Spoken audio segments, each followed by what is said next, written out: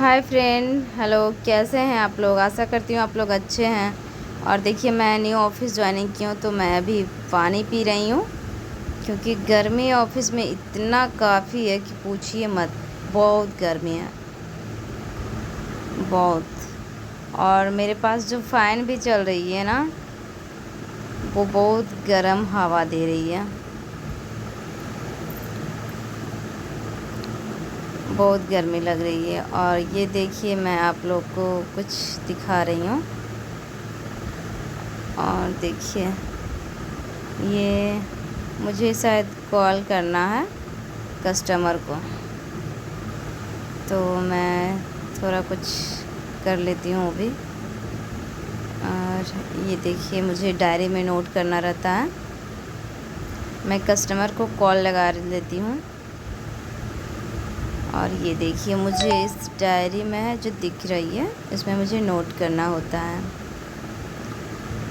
और देखिए, मैं कुछ देख रही हूँ, शायद कुछ देख ही रही हूँ।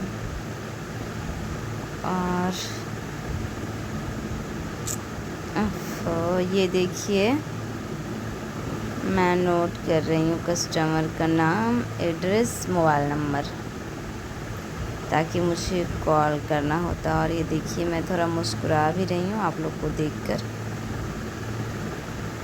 और ये देखिए, मैं कस्टमर को कॉल लगाती हूँ। क्या रिस्पॉन्स आता है?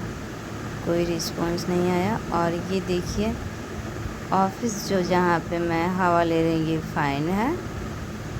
और इस तरफ फ्रीज है।